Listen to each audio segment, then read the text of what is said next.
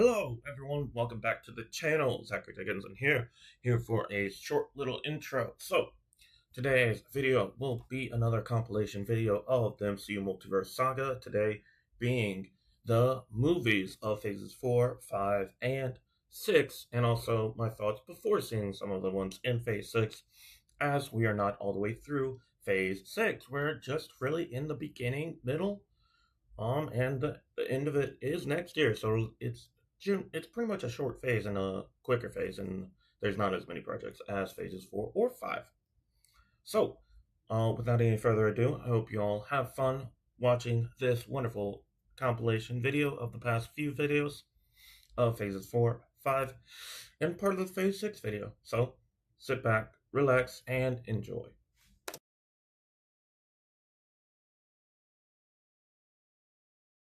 Alright, so now our first film of Phase 4 was coming out in July 9th to be specific, 2021 Black Widow, where it had a both movie theater and at home Disney Plus release. You did have to pay extra money for it, but that's kind of how it went for a few of these movies. It definitely pretty much underperformed in the box office. Also, it was the first film of the Multiverse Saga, not named the Multiverse Saga, but it has now been since named the Multiverse Saga. And we start off with a character who died in Avengers Endgame just a few films ago, but well over 2 years ago. And we're getting basically her backstory. And many fans do agree that we probably should have gotten this at some point before Endgame, because most of the movie, except for the post-credit scene, takes place before it Endgame. And timeline sense doesn't really make all that much sense. As why would you have a film coming out after your biggest film of all time that takes place before your biggest film of all time to wrap up and establish newer stories? It doesn't make all that much sense. Now, the movie as a whole, is Black Widow good? Not really. Straight up, not really. The way that they did this movie, both written and acting and CGI, just didn't mesh well. CGI was definitely a down point in comparison to the Phase 3 MCU and even Phase 2 or even Phase 1, from how it improved from Phase 1 into Phase 3, but it kind of went very steep of a downturn for this movie. Now, CGI wasn't that great. The characters were okay. We had Natasha and Yelena Belova. Those were pretty much the best characters. Female Taskmaster, but 10 times worse, was not a good choice. I don't like gender swapping, race swapping, or any kind of swapping of characters unless it makes very much logical sense. Unless they wanted this movie to be 99% female, that would be the only way to make it make sense. But also, they did it in a way to where this character is somewhat involved in like more so of the past than this movie already is in the past. And so it kind of made sense, but Taskmaster is more of a man and very much more powerful than the movie of this adaptation was. And I would say that Taskmaster was basically the proxy main villain, like the one that fights, because the man that's the head of the Red Room and all of that was like the main villain, but he doesn't really like fight at all. But we did get a good, solid backstory on Black Widow, her family, and everything in between. Her entire family is from the Red Room. We have Red Guardian. We have Yelena Belova basically becoming the new Black Widow in our known ways, whereas the Red Room is basically just an entire onslaught of Black Widows. And then we also have her proxy mother and all that. Red Guardian is just a laughable and very much just a comedic relief character that's not really good in combat, really. It's just okay. And so, Black Widow herself, this was a half-decent story, but not a story that you start your brand new saga off with, at least film-wise. I know that WandaVision and Falcon and Winter Soldier kind of set the tone with the shows since they came out before this, but your first major movie release should not have been Black Widow. It should have been one of the other movies from Phase 4, and then it would have set the proper tone. This didn't really set the proper tone. And so some fans were a bit deterred and didn't really come back for the next two movies, which were lesser, which was Shang-Chi and Eternals, lesser characters and non-established characters. Because we weren't given faith and something to come back to, as this wasn't a good or great film. It was just okay at best. Also, the main character is dead. Just dead. The main character won't be coming back at all. So this is just a backstory to lead into Endgame 2 years after Endgame. So no, this movie isn't that good. It is okay at best. I wouldn't say bad because it's not the worst, but it is probably near the bottom of the MCU movies in history.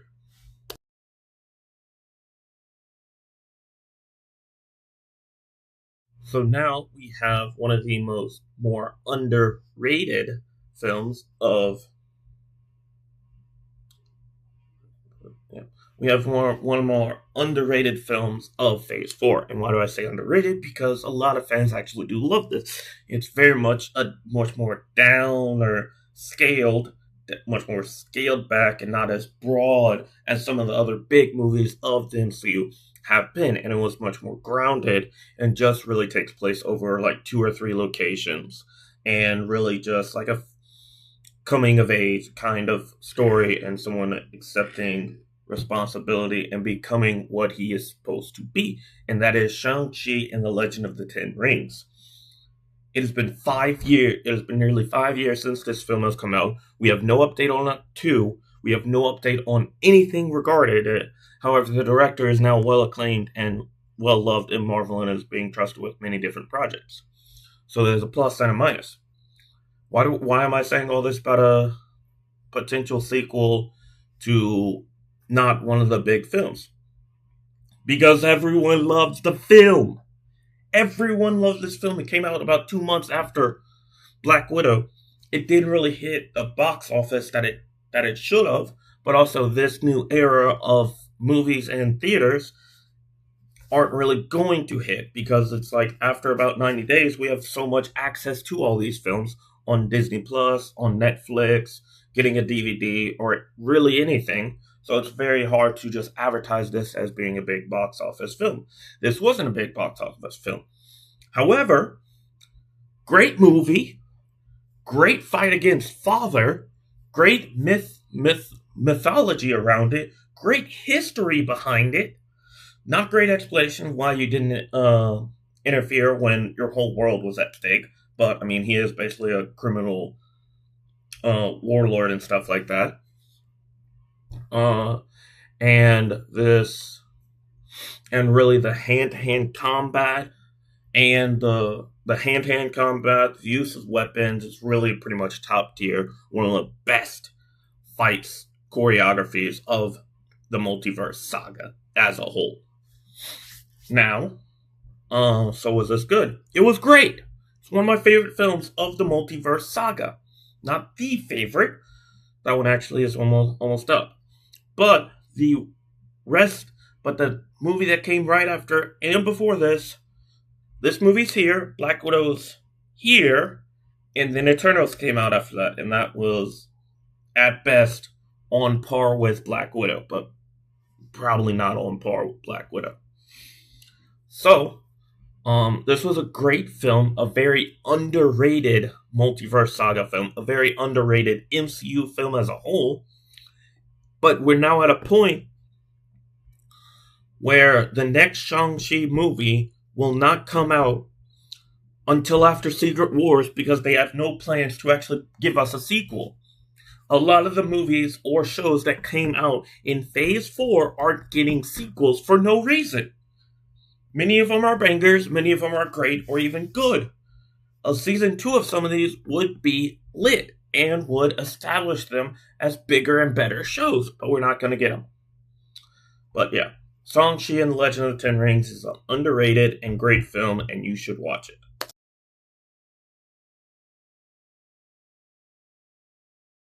Alright, so now we go from Black Widow, Shang-Chi, down to Eternals. Why do I say that? Because this film should have been animated. That's a fact. This film should have been a TV show with about 10 hours worth of content because they tried to force in over 2,000 years of what they're calling history and lore, all these like 10 or so characters, into a 2-hour film. Problem one. Problem two. The villain and execution of this whole thing was poorly done to the extreme. We have one villain where it's like the chimera-esque thing that they have to kind of try to stop. We also have the second thing where part of the Eternals turns on themselves because they don't agree with their leader on how they're executing certain things. Then he may or may not have died. The leader is dead about 5 minutes into the film, even though she's kind of alive for most of the film as they go back and forth between like the 12, the 13, the 14, the 15, the 16, and all those like different centuries and hundreds of years of history. They've been around since at least 2,000 years ago, maybe even longer. No explanation of why they're not in Endgame in any capacity, but should have been told better. It has been nearly 5 years since this film came out, and we have no update on it, even though a lot of people would love an animated version of a movie or a show, but Marvel doesn't really do much with animation, which is a very big bummer. The Black Knight, aka Kit Harington's character, has not been followed up on, just like Shang-Chi has yet to be followed up on. The only character of the first 3 films to have a proper follow-up has been Yelena Belova. And that's not even in her own project. She's appeared in a bunch. But why is Yelena Belova the only character of the first 3 of these films to have a follow-up in over 4 years since these 3 came out? I get Eternals wasn't that great of a film, and the fan base didn't like it as much, but you can still give it a shot as an animated show if done right. You can still do Shang-Chi even as an animated or just a live-action show. You could give that a shot. They're holding themselves, the MCU is holding themselves back because most of Phase 4 should have sequels by now, and none of them have sequels pretty much. Pretty much nothing from Phase 4 has a sequel. Nothing. The Eternals, no sequel. Shang-Chi, no sequel. Black Widow, nothing. Yet. I'll get on this later with other films. Yet other films are known to have sequels in production. We don't even know if some of these films are in production. We don't know if there's an Eternals 2 at this point. We don't know if there's a Shang-Chi 2. There is not a Black Widow 2 in production. Thankfully, there's no reason for a Black Widow 1 to begin with. But you start off with these 3 first films, and instead of doing how Phase 1 did it, by following up with them quickly, you don't follow up at all. So that's one big issue. You're 4.5 years since your first 3 films of Phase 4. There's no word on any sequels of these 3. Why am I not including the 4th? Well, we'll get to that in a second. Also, if you're liking this video and you've watched this far, please leave a like and subscribe to this channel and hit that notification bell. This video comes out Monday. Next Monday will be the TV shows. Tune in and watch it.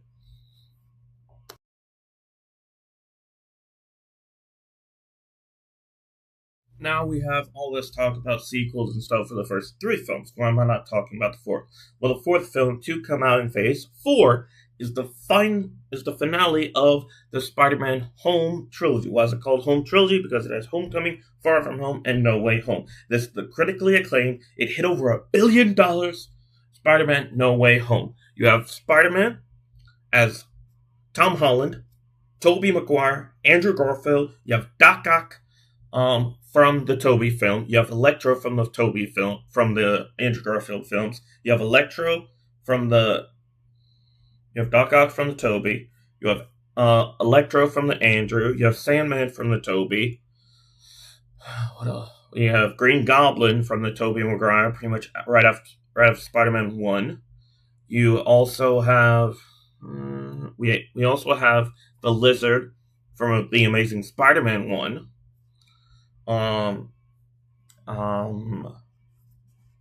Let's see, that's 4 of the, 5-ish villains we have.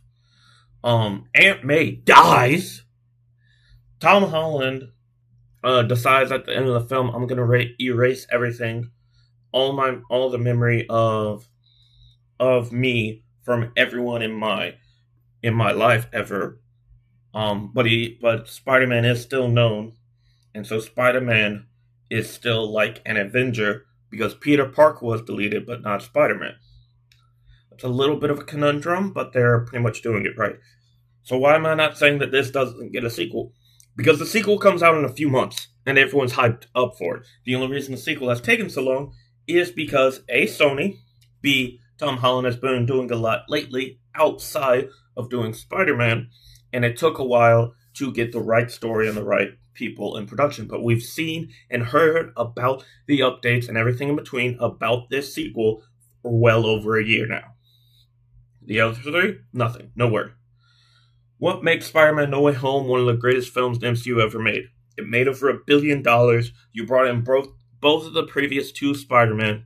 You reset the entirety of Tom Holland's Spider-Man over into making his own suits and not being well known, making him exactly comic accurate with how Tobey did it, of how he has to take special tests in order to actually reestablish himself into getting into college and not going to that big of a university. And presumably he's going to be starting with the New York newspaper, just like Toby did.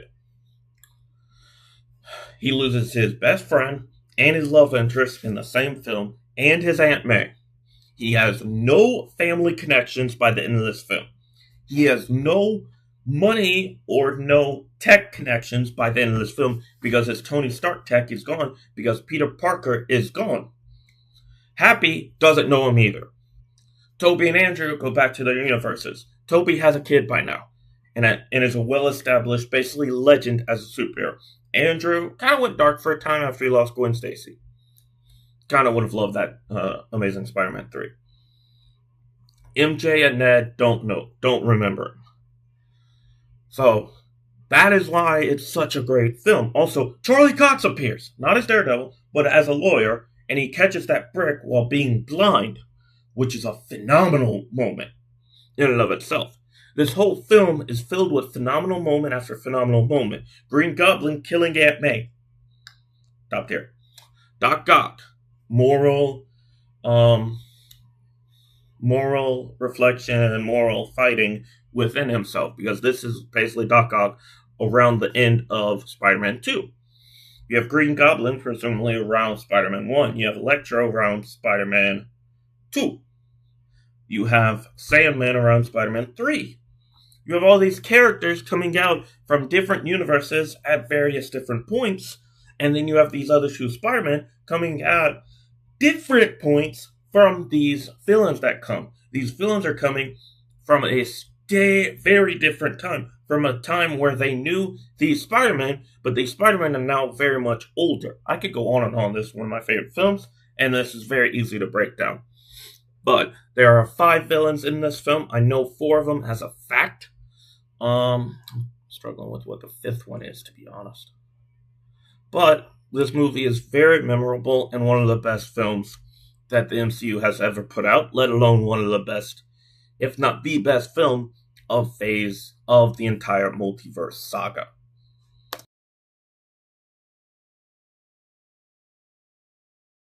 Alright, so now those are the 4 films that come out from July to December in 2021. The spacing wasn't all that right, but we had 4 good, okay, a good, okay, a great, and then a greatness.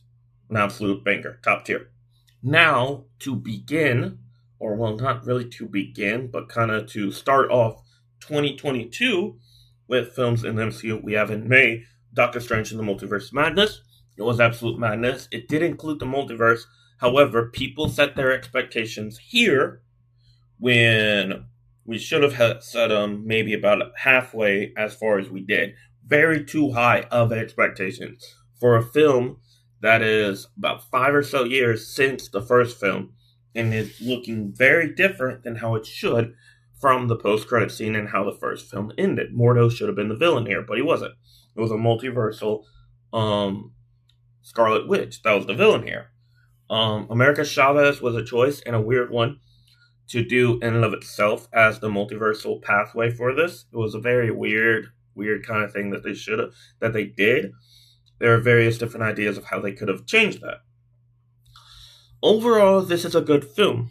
What makes it not that great is the title is misleading. Scarlet Witch absolutely stomping the Illuminati in less than 5 minutes, which is right and justified. However, you're introducing a whole entire group of characters and then they immediately get stomped. Overall, this is a good to great film. But the fan expectations were too high.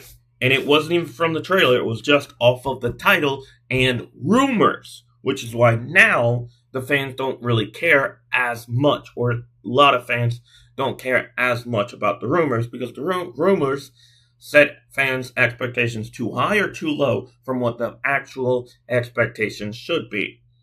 So, that is where we're at for this. So, we have Doctor Strange in the Multiverse of Madness.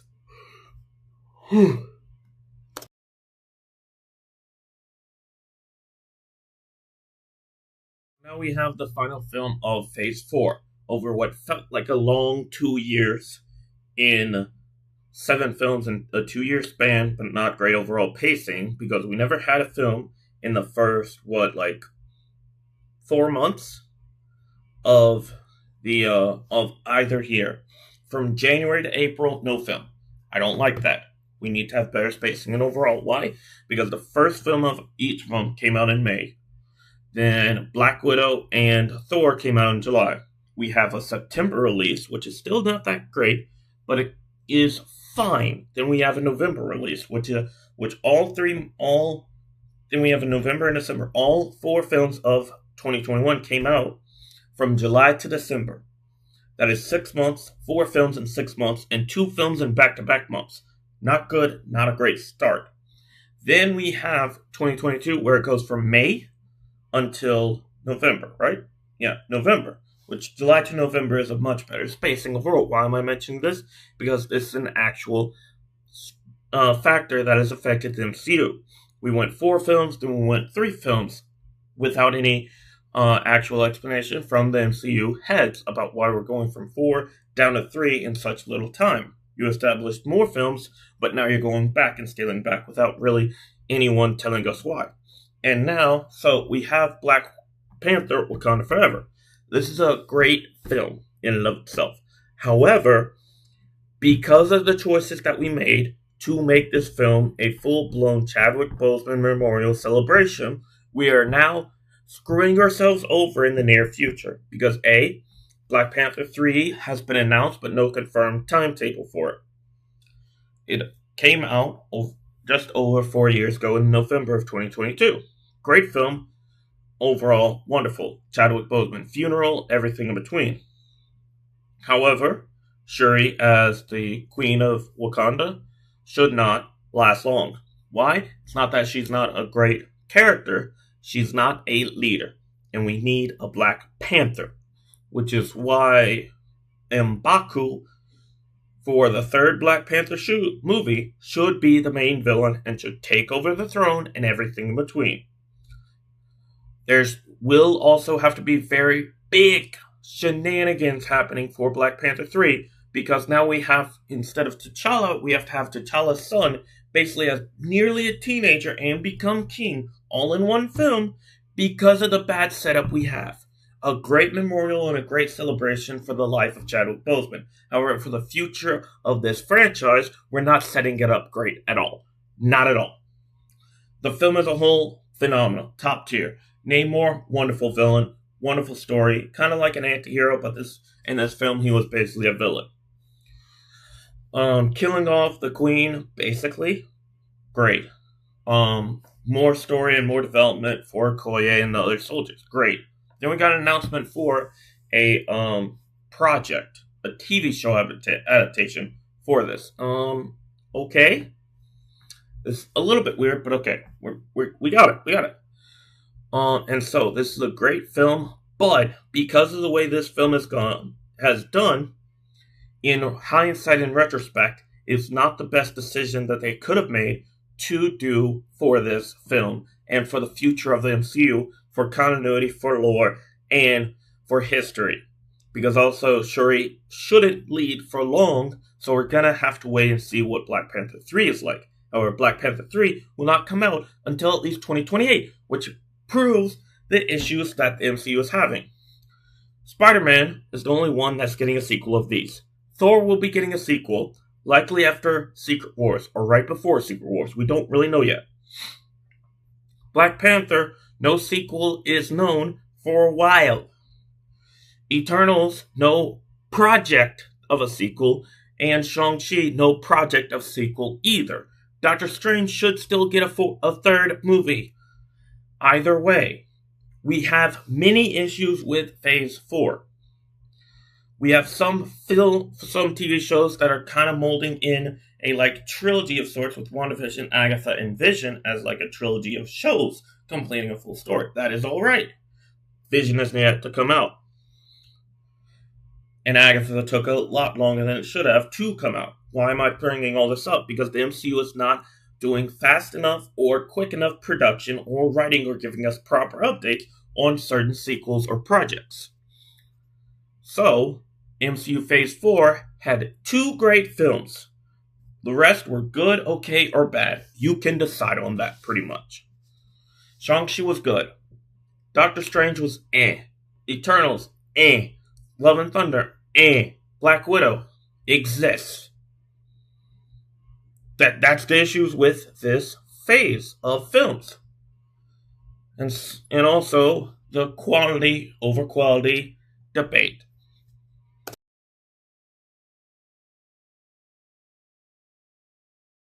Alright, so now we have another weird one in doing this whole film breakdowns and my thoughts on it. We have Thor, Love and Thunder, the 4th Thor franchise movie. It was about 4 or 5 years after Thor Ragnarok, so a good space in between sequels. Good villain pick. Bad execution, just like Dark World. Good general scheme, script, and everything in between. Good general idea for the movie. Too goofy. Not serious enough for gore kidnapping children, but still being an overall goofy film. Jane Foster was about the best part of this movie and how well executed that comic adaptation was. Thor not wanting to lead, still being kind of fat, not really wanting to take responsibility, and the Guardians kind of being in the film, all were major factors of hampering this movie as a whole. Why do I say that? Guardians in the film, because Thor kind of went with them at the end of Endgame, which doesn't make too much sense. You have Jane Foster in the film, and she returns, which is great. It's wonderful. Gore's in the film, but he's not well executed, and now his daughter is with Thor. It's been out for almost 4 years, so spoilers. Sorry. So overall, I'm not the biggest fan of this movie. It is another big thing of too much hype and too high of expectations of a movie going in. And so it was a good or okay film, kind of the standard that Phase 4 is setting as a whole.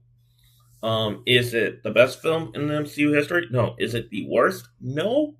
It's not good or great, it's just okay.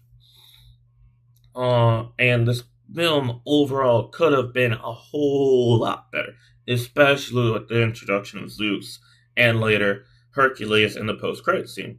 Which, reminder, this film has been out for nearly 4 years, and we have no confirmation for a sequel. Spider-Man No Way Home is one of 7 films, and the only film that we know pretty much to have a sequel in production, period. Period. That is a problem. Now let's move on.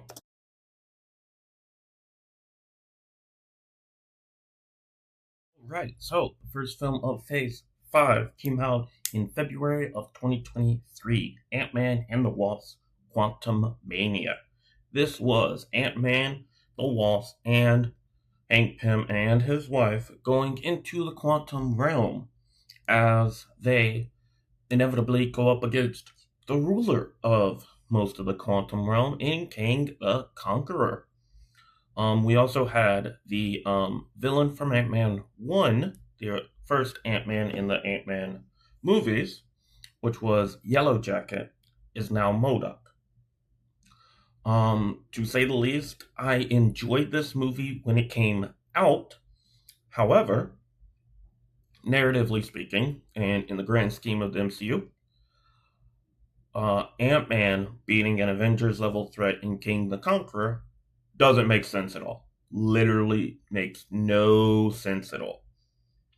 Also, it makes more sense since that Kang wasn't the full time villain of the whole Multiverse Saga, but at the time he was. So there's a little bit of leeway there.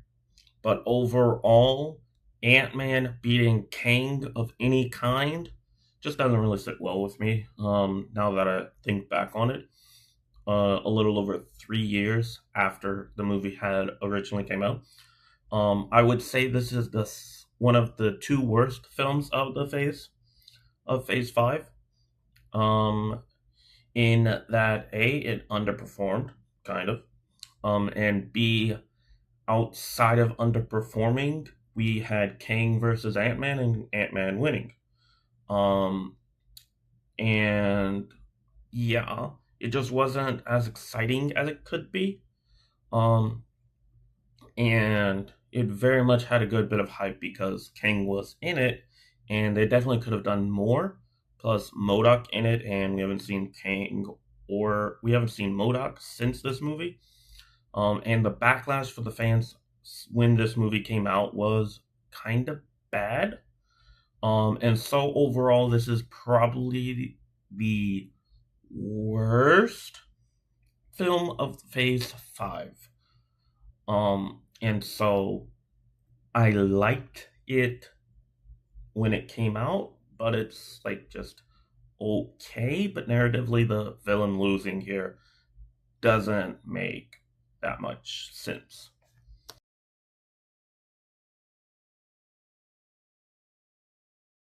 Okay, so the next film of Phase 5 came out a few months after Ant-Man and the Wasp Quantumania in May of 2023. It was Guardians of the Galaxy Volume 3, the backstory of Rocket Raccoon and the High Evolutionary and all of the evil things that he did to revolutionize and evolve forcefully different populations and peoples as the Guardians go against the man who created Rocket Raccoon. This was a phenomenal and great movie. Unfortunately, this would be the last time James Gunn ever steps foot in doing anything in the MCU, as before this movie had come out, I believe he was already named as the head of DC months prior, or just a few months later, or something like that. So this was the final James Gunn movie. He only did the Guardians, and so all three were great. This was a wonderful end to the James Gunn Guardians of the Galaxy trilogy of movies, where two was okay and like kind of bad, but like not worst or terrible, really. But Volume 3, High Evolutionary, Adam Warlock, Rocket Raccoon. Adam Warlock gets introduced, High Evolutionary and Rocket Raccoon are the main ones. We have also a different Gamora after the events of Endgame. We have Gamora from 2014, so she hadn't met Peter Quill at all. And so this movie was just great. It was fun. It was a wonderful blast, a wonderful and much darker take than the other Guardians films, while still being lighthearted and filled with jokes and laughs. I love this movie, and I still like this movie. I would say that this movie is probably the best of Phase 5. So we start with one of the worst, and then go with one of the best. That's so we know it's either going to be one of the best or the worst for the next film, right? Let's find out.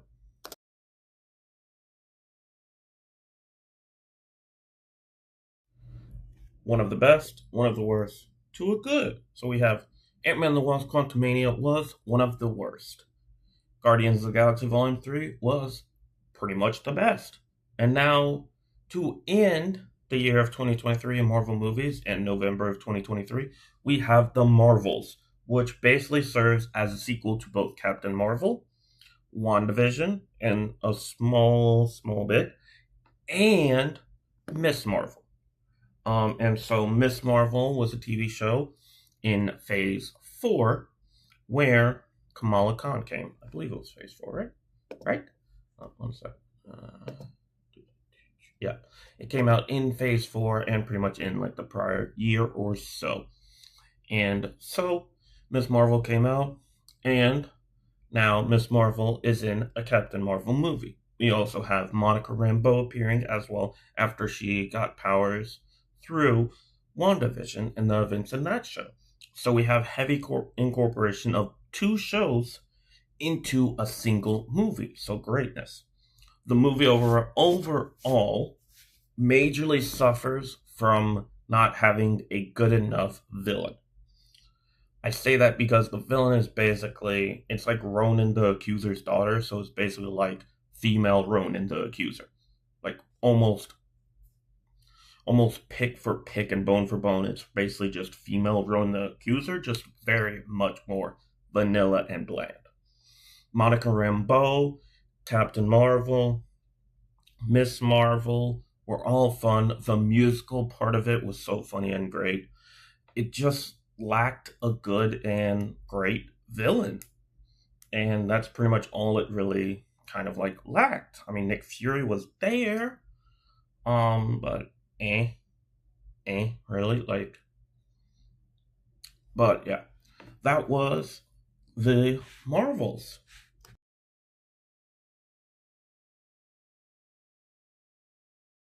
After about 8 months since the Marvels, we have the best or second best movie in Phase 5, and definitively one of the best movies of the MCU since Endgame. Probably in some people's top 5 to top 10 of MCU films. What is it? It's Deadpool and Wolverine. Just a fun blast and fun interaction of Deadpool, Wolverine, plus multiverse shenanigans, and part of the multiverse is collapsing. The TVA want to hunt down Deadpool and basically like this variant of Wolverine. And so this is just a fun and wonderful blast. The villain overall isn't the best. It's not the worst. It's not very bland. It's just not the best villain. It's a very good villain, just not a great one. Um, Looks just like Professor X, which I think that's kind of the goal. I think it's like a female Professor X twin from the womb that like died and had to or got TVA'd. Um, the pseudo villain was this guy from the TVA, and basically the TVA were like secondary villains the whole time. We also got Chris Evans returning as the Human Torch from his Fantastic Four days, which was kind of fun. Um, Wolverine finally wearing the proper Wolverine suit. Chef's kiss, perfect. Deadpool interacting with Wolverine was so fun. Even their first actual interaction where they fought for like a solid 20 minutes. The Backstreet Boys, Bye Bye Bye, and all that fun stuff. Deadpool using bones from other people to kill others was insanely funny. The whole movie was a fun blast. Deadpool plus Wolverine and a few others traveling the multiverse and trying to save part of the multiverse from collapse. Just a fun and wonderful blast. You sometimes keep it simple.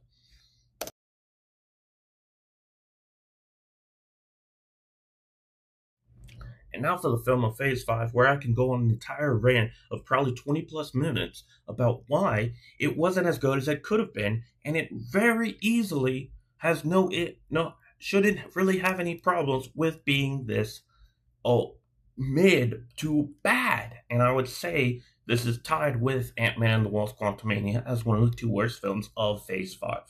This is Captain America Brave New World. Why do I say it like that? Red Hulk. So Thunderbolt Ross is the villain We also have a guy from the Incredible Hulk who is like the primary antagonist and wants to get out of this like hellhole in prison that Thunderbolt Ross has been secretly keeping him for over 20 years. And these like pills that are kind of helping Thunderbolt Ross, given by this guy, are kind of just slowly developing him into a Red Hulk. However, he doesn't Hulk out. Um, or well, when he transforms, a Hulk just takes over. The problems with this movie stem from part A being Sam Wilson, Captain America, through vibranium and reminder of you have a daughter, and sheer willpower, beat a Hulk. That's the issues. Should Sam Wilson have super soldier serum? Logically speaking, if he has super soldier serum, it would be a better reason for him to win this fight. If he doesn't have super soldier serum, should have been others to help him win this fight. I love the continuation that they have with Falcon, with Torres, I believe is his name, Joaquin Torres, yes. Um, Bucky, even though he was a major part of the Falcon Winter Soldier, hardly appears in this movie, even though he's supposedly a congressman. Don't know how that makes sense. Sharon Carter played a big role in Falcon Winter Soldier, but is not mentioned in this movie. You have Isaiah Bradley prominently featured in this movie. However, you don't have Isaiah Bradley's like grandson or nephew in this movie at all, who was also in the Falcon Winter Soldier. Agent Walker, kinda in this movie, but very, very like small, minuscule part. So most of the major players from the Falcon and Winter Soldier show don't make it into this movie, which doesn't make sense, and they don't give reasons as to why they're just not in this film.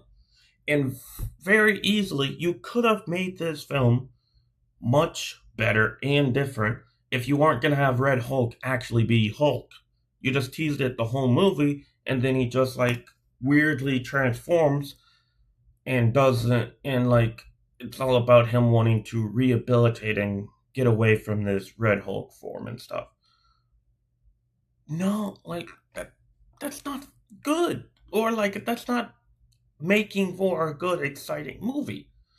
And Sam Wilson probably should have taken the Super Soldier Serum if you're going against a freaking Hulk of any kind. But no, he fought back because he has a vibranium suit, blah, blah, blah. No, I have issue upon issue upon issue of this film. And only like 2% of it is on Sam Wilson. A lot of this film is weird. I love that it was a Sam Wilson Captain America film. However, the writing just wasn't there. It just wasn't there for him. I hope they give him one more shot with the Captain America movie, but I wouldn't be surprised if after Secret Wars he's no longer Captain America to some degree. I'm sorry, but that's kind of just like how the movie went.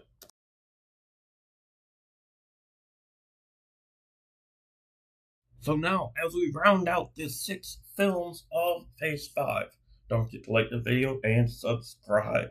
We have the 6th and final film of Phase 5 happening in May of last year of 2025. What movie was it? It was the dark and gut-wrenching and all about emotional and mental health, coming out in Mental Health Awareness Month, but it's all about mental health and possible suicidal tendencies. It is Thunderbolts, where every single one of these main characters has contemplated suicide at some point, and it is highlighted very heavily.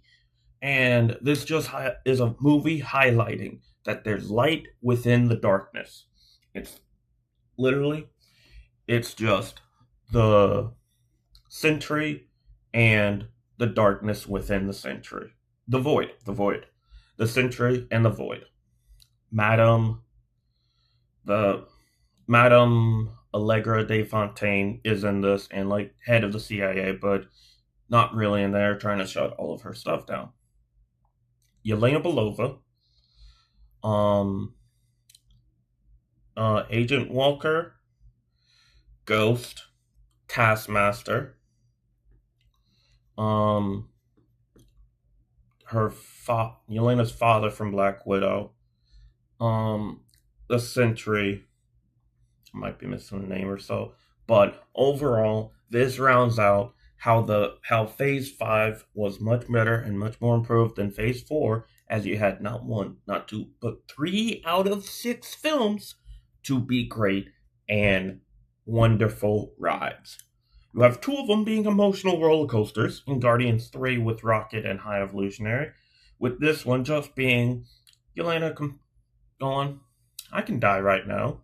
US agent going, I've had a rough life lately, mostly due to my own actions, and I need to be better. There's also, I was forgetting, Bucky Barnes is in this wonderful movie. And so this is just a wonderful movie, a wonderful ride, and a wonderful end to the MCU Phase 5 movies. And I loved it. I loved that we had at least half of the movies. We could get better than that, but we had at least half of the movies of a phase in greatness. So,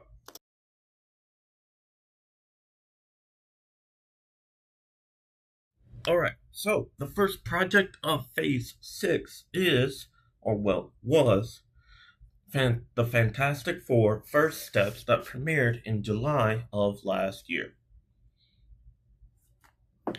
Okay, and so I watched this in theaters nearly a year ago now, and it was a phenomenal film, and I love the take on all members of the Fantastic Four, and finally treating all of them as they are all smart in their own regard.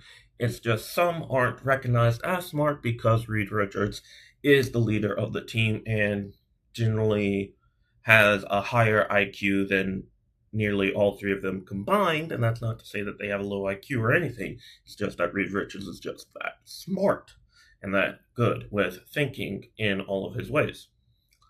The sound effects with the Thing were great, and how every time he moved, you can hear a rock or something move. Sue Storm's invisibility looked great. The Human Torch looked as clean as it has been, and it treated the Human Torch, Johnny Storm, as smart in his own regard, being able to figure something out that only really he could figure out. In basically figuring out a whole entire alien language, but none of the others would have thought of that. Reed Richards is more of science and theory type of person. Johnny Storm is about the out of the box type. And so the Thing is more aligned with Reed Richards as well, but Reed is just on a different level. Most of the movie pretty much was around and centered around the fact that Reed and Sue were having a kid and welcoming a newborn in, and Reed was constantly trying to get the streets in a better state for his future child to come in. And so I found it to be a very good movie. I've heard that the adaptation of Galactus is also very good overall, and I very much loved it, and I think it was a wonderful start to Phase 6.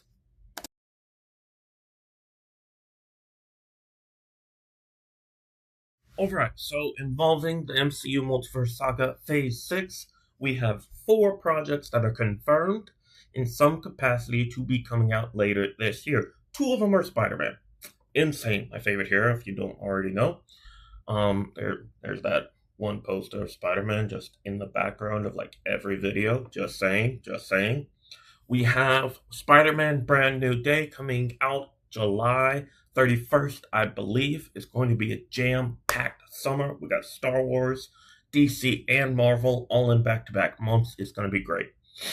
We have Vision Quest coming out, which I don't know what it really will entail, but if it's going to be another show that's a continuation from WandaVision, I'm here. I'm going to have my butt in my seat watching and waiting to see what happens. We have Your Friendly Neighborhood Spider-Man Season 2, which ought to be a wonderful continuation from Season 1. I'm not the biggest fan of the animation style. It has grown on me, though. And I do very much like the storylines, and so I can't wait to see the continuation of it and hopefully the improvement of the plot to take the next step that a season 2 should take. We have Avengers Doomsday, which it's an Avengers movie pretty much setting up Secret Wars and also the Avengers as we see it going up against Doctor Doom. It's going to be very very similar to Infinity War in the fact that the Avengers team that we'll come to know by the end of the film are all going to be scattered about and in various different spots among different universes, among different parts of even the our own MCU original universe as well, and on different planets, different parts of the Earth. And so by the end of the movie, we'll have a cohesive kind of team, or at least a better idea of who our actual Avengers kind of team is. But this is a movie that I'm going to be expecting to be similar to Infinity War. I'm not sure if Doom will win or not, but that is kind of my expectation in general. I am hoping that it is going to be good and that it does profit to some degree. However, the budget, from what I've heard, is a bit high and steep in that they'll need to make about $1 billion in order to profit at the very least, which I don't really like. I don't like films with high budgets because it gives them low time to actually produce where they need to produce. I do and prefer most movies to have about 300 or below million, but if it has enough hype, if it has enough stuff, it'll produce what it needs to produce. So those are the 4 projects, and we're only in about May, only 4 projects for the rest of this year. Doomsday comes out a week before Christmas, and Spider-Man Brand New Day comes out in late July. I am only saying stuff like this because we're about to have about 3 months nearly. Well, we have a 5th project, of course. I forgot about it. Punisher, the one last kill. I forgot about it, of course. But that comes out in 2 weeks.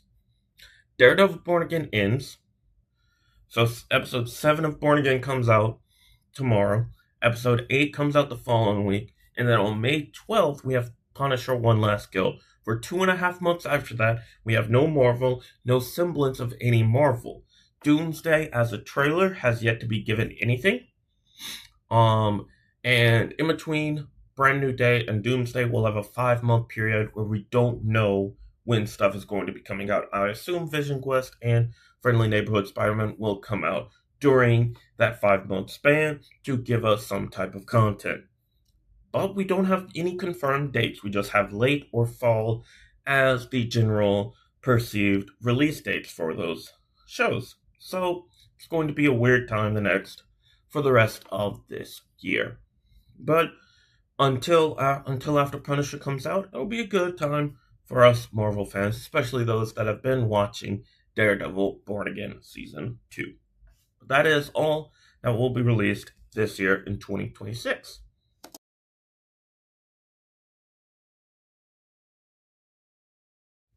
Alright, so we only have 2 projects known for 2027 for the rest of Phase 6.